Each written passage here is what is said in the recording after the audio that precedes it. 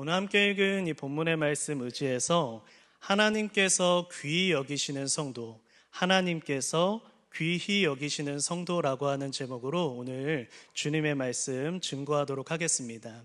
오늘 이 본문 가운데에는 굉장히 특별한 단어가 한 가지 사용되고 있습니다.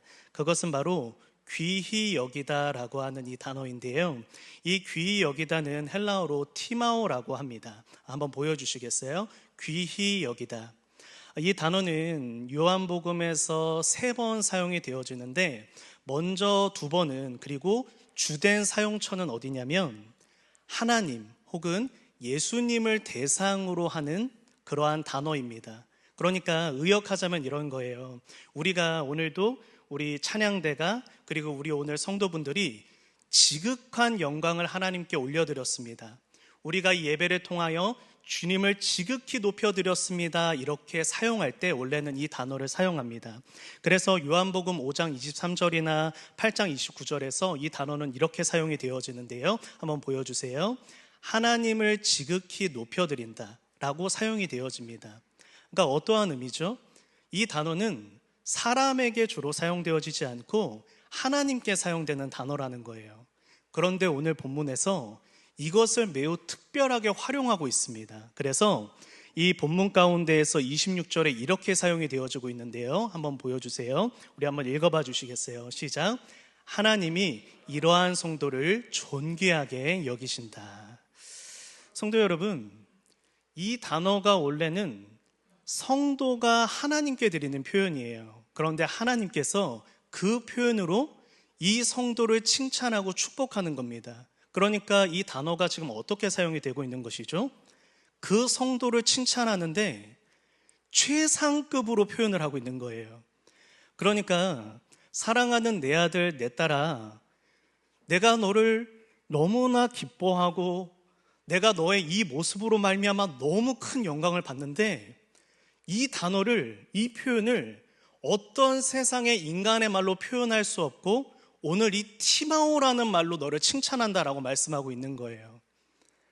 하나님께서 받으시는 티마오를 그 단어를 통해서 그 성도에게 내가 너를 티마오한다, 내가 너를 지극히 높인다, 내가 너를 너무나도 아낀다, 바로 그렇게 사용하고 있는 것입니다.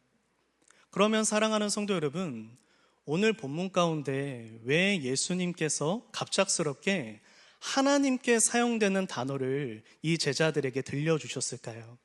여러분, 그 이유는 이 본문의 상황 때문이에요. 지금 이 본문의 상황은 예수님께서 이제 제자 훈련을 마치시고 곧 십자가를 지시는 그러한 상황이었습니다. 이제 제자 훈련의 끝 무렵이에요. 제자 훈련을 우리가 시작하면 초급 단계가 있고 기초 단계가 있고 중급, 상급, 그리고 나중에 이제 수료자 단계가 있잖아요. 근데 지금 이 마지막 단계에 이른 거예요. 이제 예수님은 제자들과 육신적으로는 떠날 것입니다. 예수님은 십자가에 달려 죽으실 거예요. 그래서 사랑하는 제자들에게 지금 말씀하고 있는 거죠. 무엇을 말씀하고 있는 거냐면, 사랑하는 나의 제자들아, 그동안 너희가 나를 따르면서 하나님의 말씀을 기초적으로 배워왔다. 그런데 그동안은 아이가 응애라고 하는 소리 하나에도 칭찬하고 밥 한 숟갈 잘 뜨는 것만으로도 칭찬했던 그런 우리 유아기적 단계에서 좀 벗어나서 이제 우리 장성한 신앙의 이야기를 한번 해보자. 내가 너희를 이 땅 가운데 파송하고 너희를 제자 삼은 것은 바로 너희가 이러한 단계에 궁극적으로 이러한 신앙의 자리까지 이르게 하기 위하여 너희를 제자로 부른 것이다 라고 말씀하고 있는 거예요. 그러니까 그전에는 그저 기도 한번 하는 것, 성경 한번 읽는 것, 아멘 한번 하는 것으로도 예수님이 칭찬해 주시다가, 사랑하는 제자들아, 이제 우리 그 이야기 그만하고 이제 우리 마지막 이야기를 하자. 정말로 하나님 아버지께서 영광을 받으시는데 극진한 영광을 받으시는 성도의 모습은 바로 이런 거란다. 정말로 하나님께서 큰 영광을 받으셔서 그 심령 가운데, 하나님의 그 마음 가운데 너무나 큰 기쁨과 영광을 받으시는 성도의 모습은 바로 이러한 것이다 라고 말씀하고 있는 거예요. 히브리서 6장 1절에서 2절의 말씀을 보면 히브리 기자는 저와 여러분들을 향해 이러한 말씀을 들려줍니다.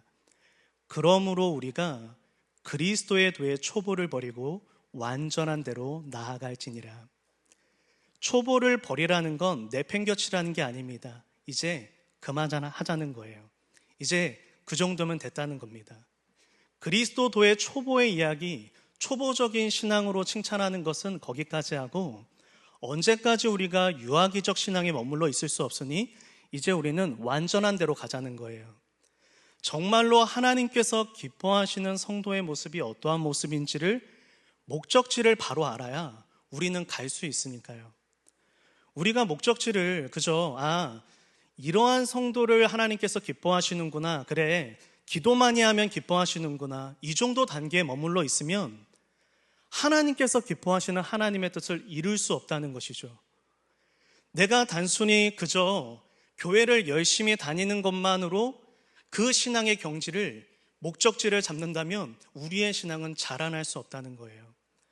완전한 자리, 신앙의 성숙한 자리가 어디인지를 알고 그 자리로 나아가자는 것입니다.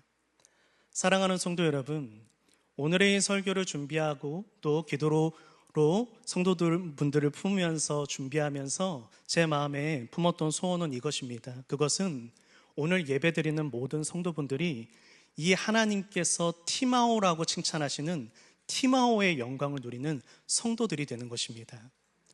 우리 사랑하는 성도 여러분들이 이 티마오의 영광을 누리는 자리가 어디인지를 깨달아 그 티마오의 영광에 이르시는 축복을 받으시기를 예수님의 이름으로 축복합니다.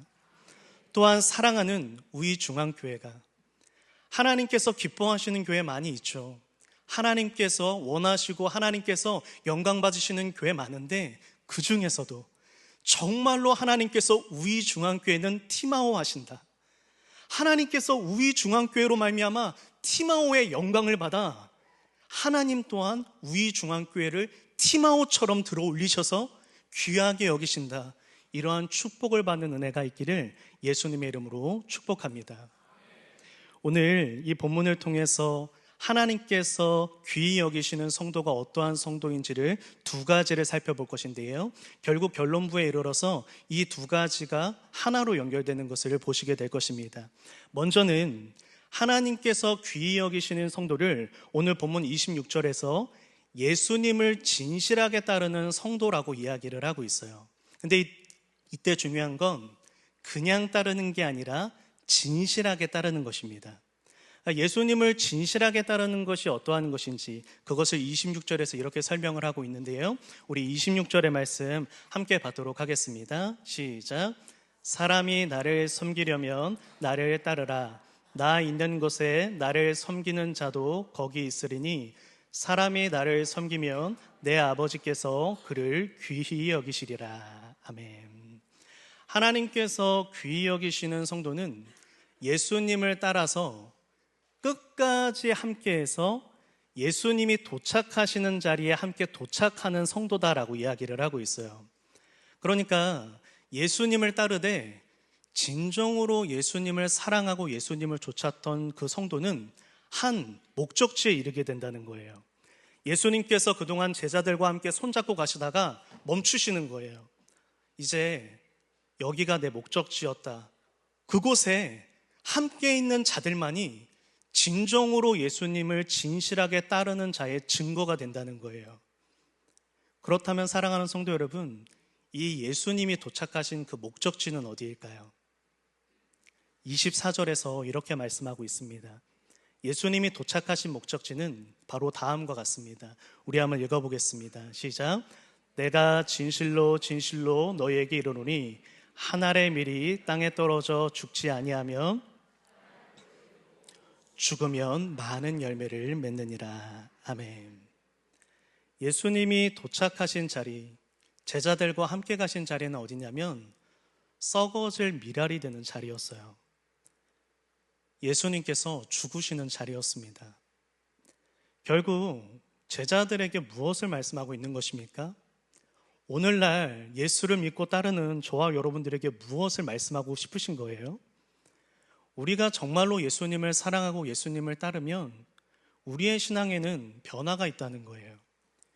우리의 영적 상태는 변화된다는 겁니다. 어떻게 변화되냐면 내가 썩어질 미랄이 되어야 되겠다라고 하는 그 마음에, 그 영혼의 변화가 이루어진다라고 하는 거예요. 하나님 아버지, 제가 썩어질 미랄 되어서 하나님 나라를 세우고 싶습니다. 우리 가정에서, 우리 직장에서, 사랑하는 우리 교회에서, 내가 섬기고 있는 목장에서, 전도회에서, 부서에서 주님, 내가 썩어질 미랄 되어서 하나님의 나라를 세우고 싶습니다. 그 영적인 성숙한 변화가 진정으로 예수를 따르는 자들에게 나타난다라고 하는 거예요. 내가 더 누릴 생각, 내가 편안하게 살 생각, 내가 섬김받고 내가 대접받을 생각, 그 생각이 사라지고 진정으로 내가 더 낮아져 섬기겠습니다. 내가 가진 것을 나누겠습니다. 내가 나의 취미 생활 좀, 나의 여가 시간 좀 포기하고 내가 그것을 주께 드리겠습니다. 하나님의 나라를 위해, 영혼을 위해 아무도 몰라주어도 제가 그렇게 살겠습니다. 그 거룩한, 그 아름다운 영적인 변화가 그의 삶 가운데 나타난다라고 하는 것입니다. 사랑하는 성도 여러분, 예수를 믿고 시간이 변화되면서 지나면서 참 안타까운 것이 있죠. 저만 보아도 그렇습니다. 모태신앙으로 예수를 믿고 그리고 사역의 길로 걷고 전도사가 되고 그 이후에 목사 안수를 받고 그리고 제가 작지만 개척도에서 그곳에서 담임 목회도 해보고 그리고 그 이후에 사역의 길을 걸어가면서 느끼는 게 있어요. 그것은 무엇이냐면 사람은 참 예수를 믿고 신앙이 지나가고 시간이 지나가고 교회를 섬기는 연차가 지나갈수록 더 낮은 자리로 가야 되는데 그렇지 않은 거예요. 왜 그렇습니까? 이제 예전보다는 직분이 달라졌잖아요. 그래서 더 섬김받고 싶은 거예요. 예전보다 교회 아무것도 모르던 초신자 때는 교회에서 맡겨주는 굳은 일 다 했는데 교회 시간 좀 지나가니까 나는 그 굳은 일 하고 싶지 않은 거예요. 조금 더 젊은 사람, 조금 더 예수 믿은 지 얼마 안 되는 한참 뜨거운 사람이 그 일 좀 해줬으면 좋겠어요. 여러분, 사역을 하면서 한 명의 목회자가 느끼는 솔직한 감정과 마음입니다. 목사 안수를 받기 전에 저를 위해서 기도해 주시는 분들이 있는데 그분들이 저에게 동일하게 해주셨던 그 문자 메시지가 있어요. 그것은 무엇이냐면 목사 안수 받는 그 다음 날부터 어깨에 힘이 들어가면 안 된다. 목사 안수를 받는다는 건 한 걸음 더 내려가라는 뜻이죠. 하나 더 포기하라는 뜻입니다. 우리가 이 교회에서 어떠한 직분을 받으며 우리가 이 교회에서 내가 이제 이 교회에서 1년, 2년 이 교회에서의 연수가 쌓일수록 우리의 신앙의 모습은 어떻게 달라져야 되는 거예요? 내가 더 낮은 자리로 가야 되는 거예요. 내 직분의 무게가 무거워질수록 내 어깨가 내려가야 되는 거예요. 내가 이 교회에서의 시간이 오래되면 오래될수록 남들이 피하는 그 자리에 바로 내가 썩어질 미랄이 되어 그 자리에 있어야 되는 것이죠. 진정으로 예수를 믿는 사람이라면 그 가정에서 남편과 아내의 헌신을 바라는 게 아니라 내가 엄마로서 아내로서 내가 남편으로서 아버지로서 내가 그 가정의 미랄이 되어줘야 되는 거예요. 내가 참아야 하고 내가 흘려보내야 되고 사랑하는 목장에서 내가 참아줘야 되고 내가 흘려보내야 되는 것. 그게 진정으로 예수를 따르는 자에게 나타나야 될 거룩하고 참된 변화인 줄로 믿습니다. 바로 예수님께서 그 자리로 초대하는 것이죠. 제자들아, 이제 너희가 파송을 받아서 한 교회를 책임지는 사도들이 되는 거예요. 뭘 원하시는 겁니까? 사도니까 감히 사도의 말에 주장하는 것이 아니라 그곳에서 썩어져 주라는 거잖아요. 내려놓아 달라는 것이잖아요. 그게 예수님의 간절한 바람이셨던 것이죠. 그리고 하나님은 그러한 자를 찾으셔서 티마오 하신다는 거예요. 썩어져서 사라진 줄 알았는데 하나님의 시선에는 그 성도만 보이는 거죠. 사람들의 시선에는 어깨에 힘을 주고 남들 위에 서 있는 사람만 자꾸 보이는데 하나님의 시선은 이 땅에서 가장 낮은 사람에게 가 있는 거예요. 썩어져서 미랄되어 있는 사람을 하나님이 보고 있는 것이죠. 그 성도를 하나님께서 티마오 하시는 겁니다. 너무나 귀하시다는 거죠. 극진하게 아끼신다는 것입니다. 우리가 이렇게 진정으로 썩어질 미랄이 될 때 하나님께서 저와 여러분들에게 약속하시는 게 있어요. 그것이 무엇이냐면 25절의 말씀이거든요. 25절의 말씀 한번 읽어봐 주시겠어요? 시작. 자기의 생명을 사랑하는 자는 잃어버릴 것이요 이 세상에서 자기의 생명을 미워하는 자는 영생하도록 보존하리라. 아멘. 이 말씀이 정말 특별한 말씀이에요. 이 세상에서 자기의 생명을 미워하는 자, 즉 썩어질 미랄이 되는 자는 사실은 뭘 선택하는 것이냐면 생명을 선택하는 것이다라고 말하는 거예요. 보존하리라라는 저 뜻이 지키다 그리고 보호하다, 잃어버리지 않는다는 뜻이거든요. 그러니까 나는 하나님의 나라를 위해 썩어지려고 했어요. 나는 죽으려고 했습니다. 내가 죽어져서 썩어지는 미랄이 되려고 했는데 도리어 그것이 하나님께서 어떻게 보시는 거예요? 너는 죽고자 했지만 내가 너를 살리리라라고 말씀하고 있는 거예요. 즉 너는 하나님의 나라를 위하여, 너는 영혼들을 위하여 너가 죽고자 했지만 내가 너에게 약속하는 건 그 결단으로 말미암아 너부터 살아날 것이다 라고 말씀하고 있는 것이죠. 썩어질 미랄 결단하는 그 자에게, 그 인생에, 그 가정에 하나님께서 소생케 하시는 그 축복이 임하게 될 줄로 믿습니다. 이사야서 58장 10절에서 11절에서 바로 이것을 잘 설명하고 있습니다. 제가 이따금 사업장 신방 가면 이렇게 액자로 만들어서 이제 종종 걸어드리고 했던 이제 구절이거든요. 우리 잘 아시는 물된 동산 구절이잖아요. 근데 성도 여러분, 이 말씀 한번 잘 봐주십시오. 잠깐만 띄워놓아 주세요. 너는 물된 동산 같겠고 물이 끊어지지 아니하는 샘 같을 것이라. 우리 이 말씀 너무너무 기쁜 말씀이잖아요. 물된 동산이 된다고요. 근데 이 말씀의 출발점에 뭐라고 되어져 있어요? 줄인 자에게 너의 심정이 동하여 괴로워하는 자의 심정을 만족하게 하며. 너가 썩어질 미랄이 되면 너의 인생에 약속하는 것 물된 동산 같게 하리라. 마르지 않는 샘이 되리라. 하나님의 약속의 말씀인 것입니다. 우리가 이 상황을, 이 이스라엘의 당시 상황을 보면 이 말씀이 얼마나 중요한 말씀인지를 알게 되는데요. 당시 이스라엘 이 사회는요, 대부분이 가난한 사람들이었어요. 대부분 물질이 지금 어려운 사람들이었습니다. 근데 이사야 선지자가 무엇이라고 말하냐면 얼마를 드리고 얼마를 흘려보내느냐가 중요한 게 아니라 그 마음이라는 거예요. 없지만 그때 흘려보내면, 사랑과 그 은혜를 흘려보내는 줄인 자에게 너의 심정이 동하면, 이 교회 안에 가장 힘들고 가장 연약하고 가장 아픈 사람들에게 우리의 시선이 향하면, 우리의 물질이 흘러가면 하나님께서 뭐라고 말씀하시는 것입니까? 물된 동산이 되리라. 물된 동산이 되리라. 사람이 주목하고 사람들에게 높임받는 사람에게, 영향력 있는 사람에게 시선이 향하는 게 아니라 사각지대에 머무는 이들에게 우리의 마음이 향하고 우리가 진정으로 그들을 위한 썩어질 미랄로 살아간다면 주님이 말씀하시는 거죠. 너의 인생은, 너의 가정은 내가 책임지겠다. 내가 너의 인생을 책임지겠다라고 약속하고 있는 것입니다. 사랑하는 성도 여러분, 썩어질 미랄이라는 말씀을 받으며 그 말씀에 대한 무거움이 있으셨다면 하나님의 말씀을 오해하고 있으신 것입니다. 예수님의 모든 멍에는 쉽고 가볍다 말씀하셨고, 신명기 말씀에 모든 율법은 너희의 행복을 위해 주셨다라고 그러셨어요.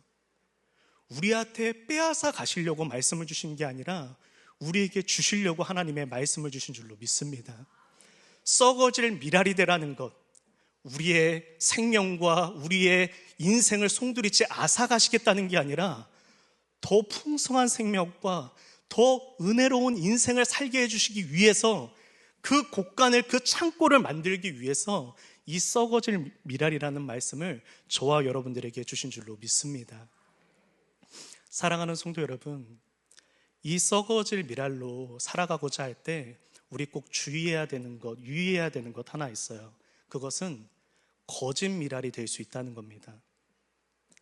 사람들의 칭찬을 받고자, 혹은 내 개인의 사사로운 이기심, 그 욕심을 이루고자 거짓 미랄로 살아서는 안 된다는 거예요. 즉, 코스프레로, 가면으로 살아서는 안 된다는 거죠. 하나님은 그 중심을 아시기 때문이에요. 이 거짓 미랄로, 코스프레로 성공을 거두었다가 멸망에 이른 대표적인 사람이 있는데, 다윗의 아들 압살롬이었습니다. 다윗의 아들 압살롬이요, 성도 여러분, 그 기억, 이렇게 말씀을 읽다 보시면 이런 장면들이 있거든요. 어떤 장면이 있냐면, 이 압살롬이 그 다윗 왕에게 이렇게 그 찾아오는 백성들을 중간에서 만나요. 그러면서 다윗 흉을 그렇게 봅니다. 아이고, 사랑하는 형제님, 아유, 우리 아버지가 서운하게 했죠. 아버지가 인사권에 실패했어요. 재판관 임명을 잘못한 거예요. 당신이 하는 말이 다 옳아요. 당신이 하는 의견이 다 옳아요. 근데 아이고, 우리 아버지가 인사권에 실패하셨네요. 그리고 그 백성들이 이 압살롬에게 절하려고 할 때마다 어떻게 하는지 아세요? 손을 잡고 일으켜 세워요. 정말 아주 이 계략적인 사람이죠. 그러면서 나는 당신과 같은 형제니 절하지 말라고 그래요. 손에 입을 맞춰줍니다. 여러분, 그때 성경에서 무엇이라고 이 압살롬을 평가하느냐면, 사무엘하 15장 3절에서 6절 한 번만 보여주시겠어요? 사무엘하 15장 3절에서 6절 마지막 절에 보시면 압살롬이 사람들의 마음을 훔쳤다라고 되어져 있는데, 저 훔쳤다는 게 강도라는 뜻입니다. 강도였다는 거예요.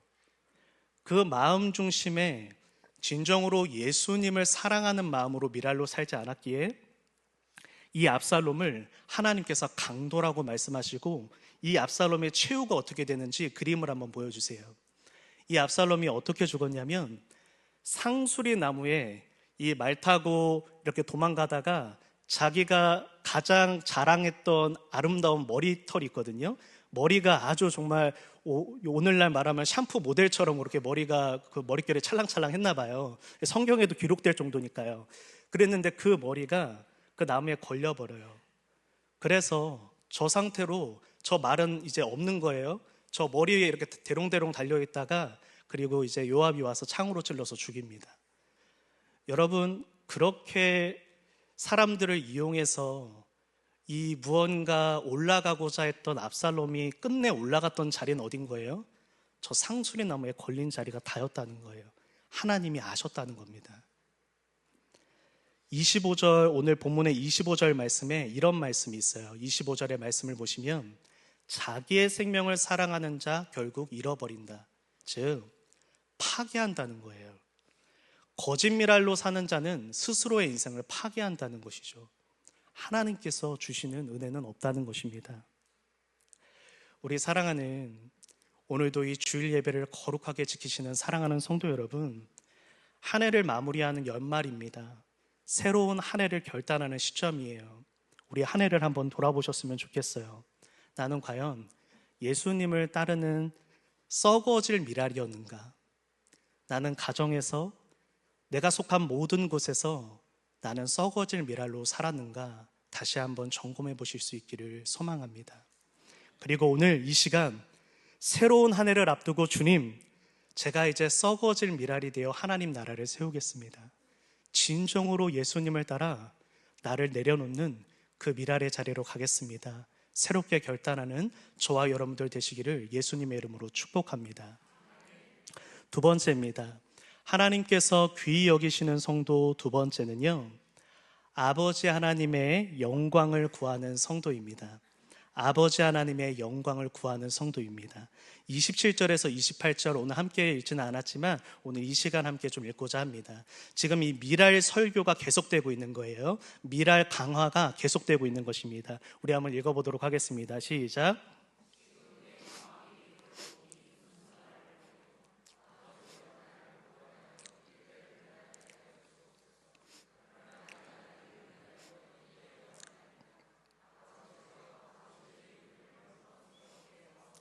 아멘.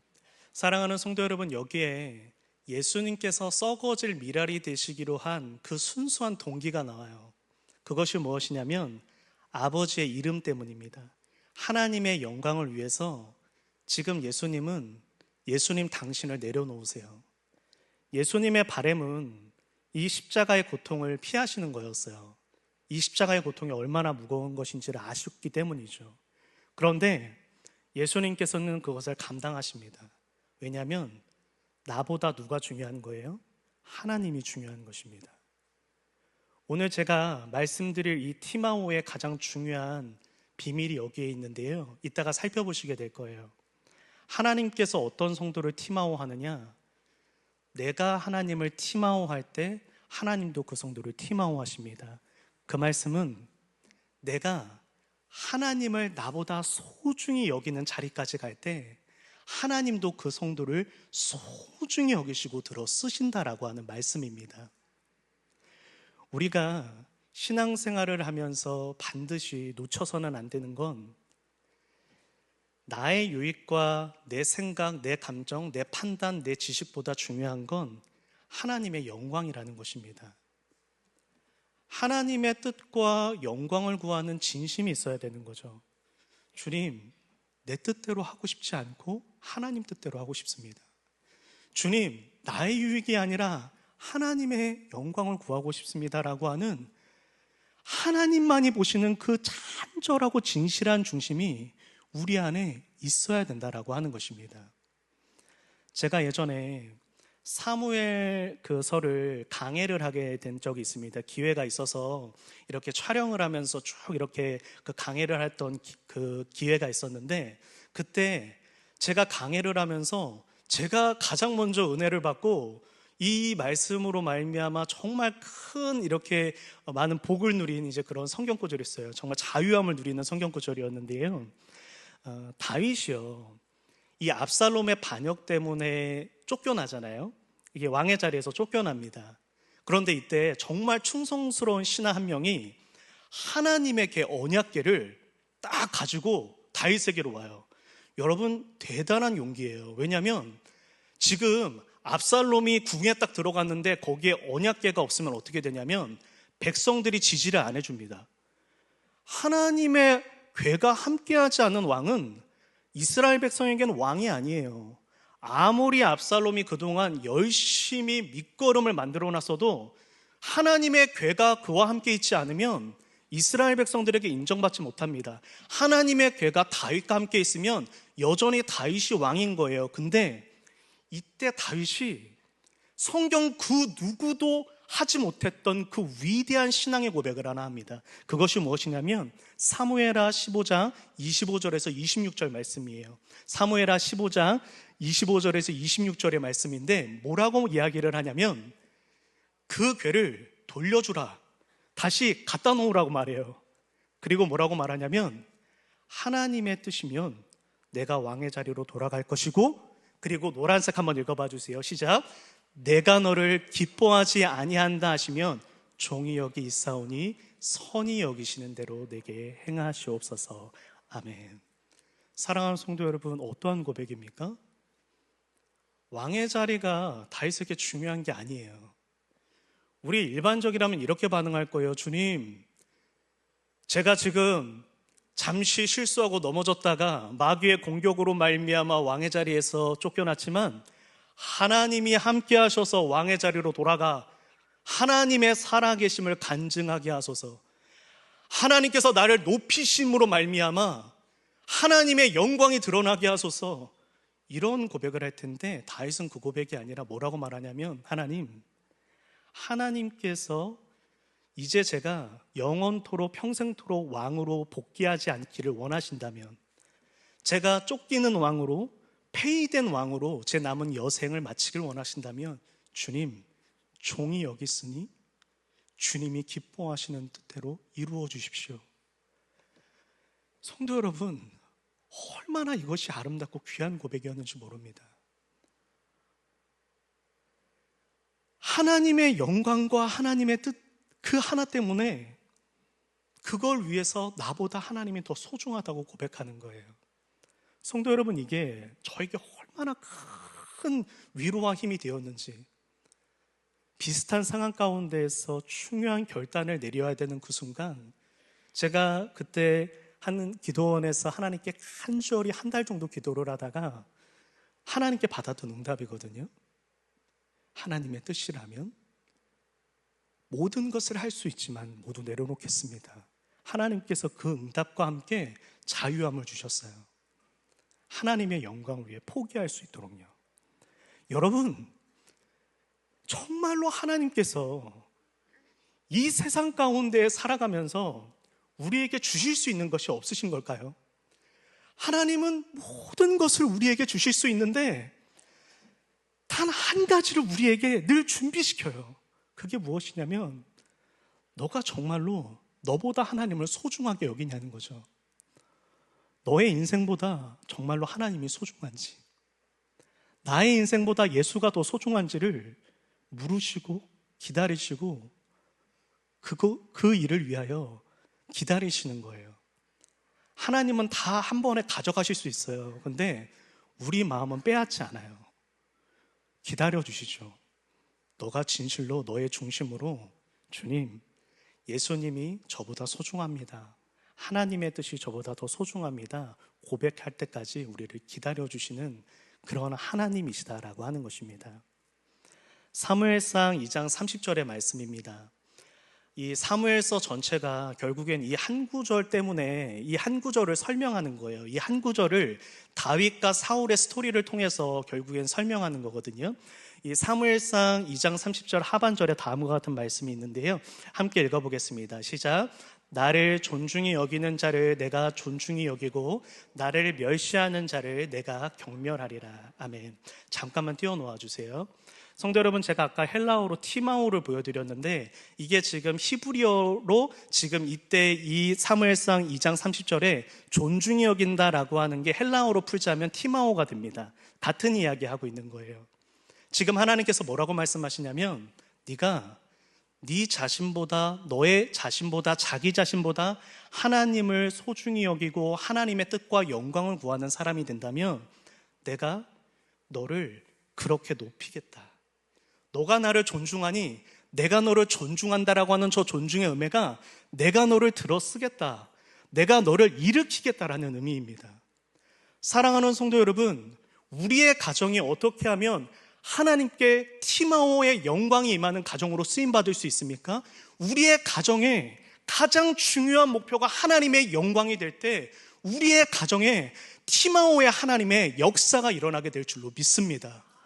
사랑하는 성도 여러분, 우리 사랑하는 우이중앙교회가 어떻게 하나님께서 들어쓰시는 교회가 되는 것입니까?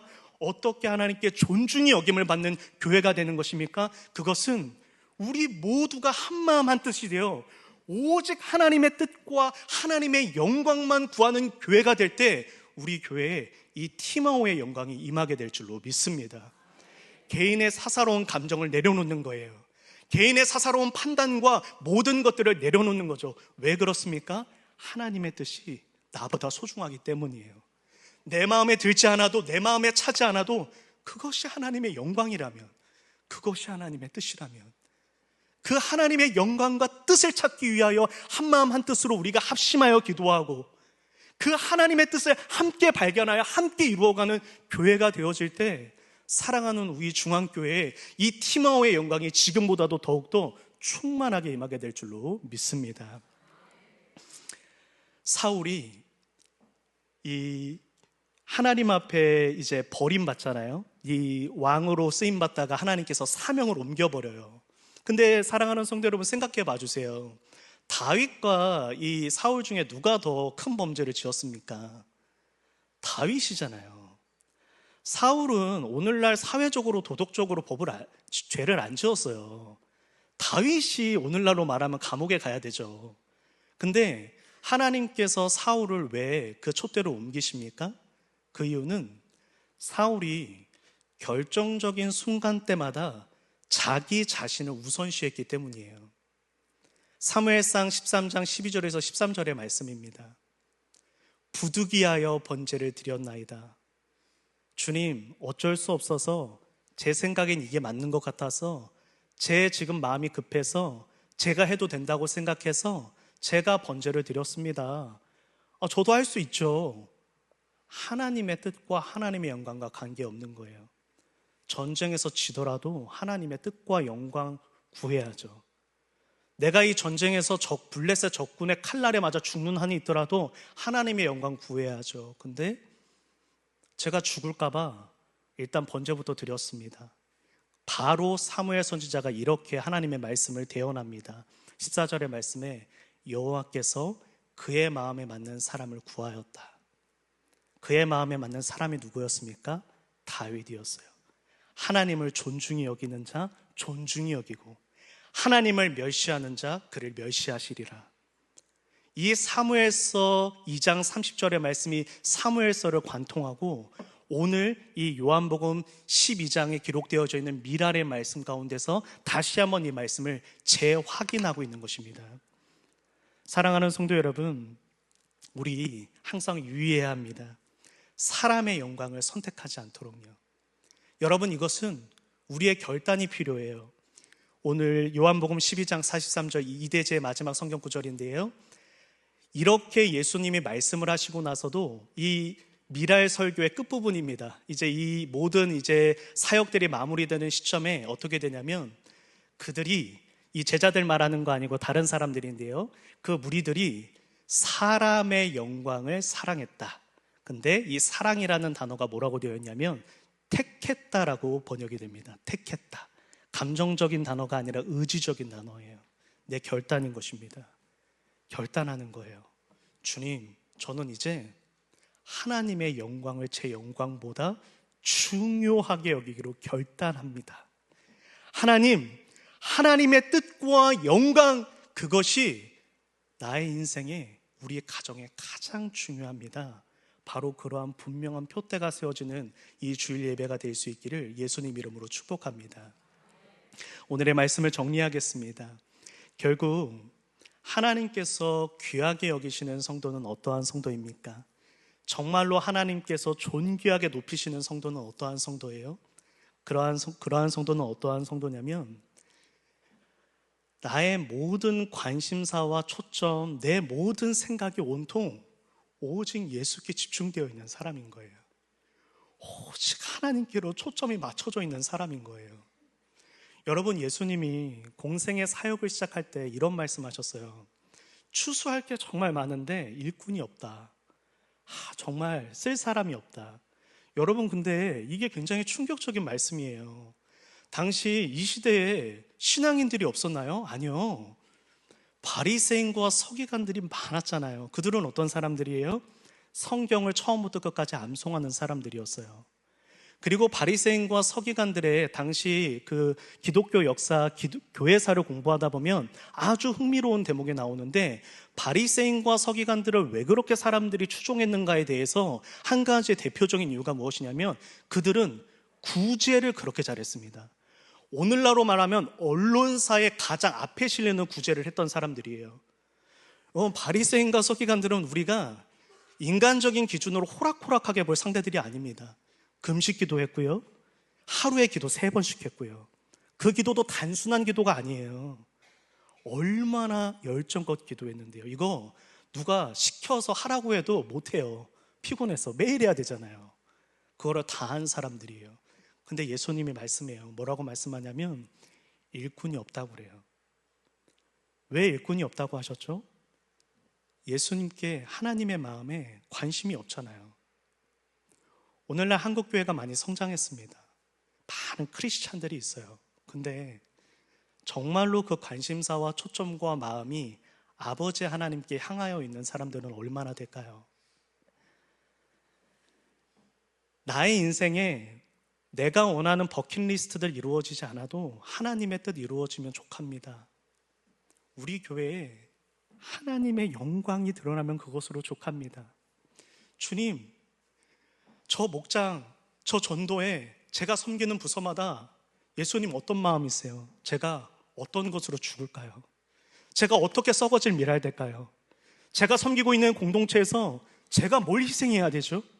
누가 저를 위해서 좀 참아주고 견뎌주고를 바라는 게 아니라 저 오늘 뭐 참아야 해요? 제가 뭐 내려놓아야 돼요? 예수님 마음 뜻 어디 있어요? 그렇게 정말로 그 마음 중심에 예수가 살아 숨쉬는 성도가 너무나 적어서 한국교회가 지금도 이렇게 아픔을 겪고 있는 것 아니겠습니까?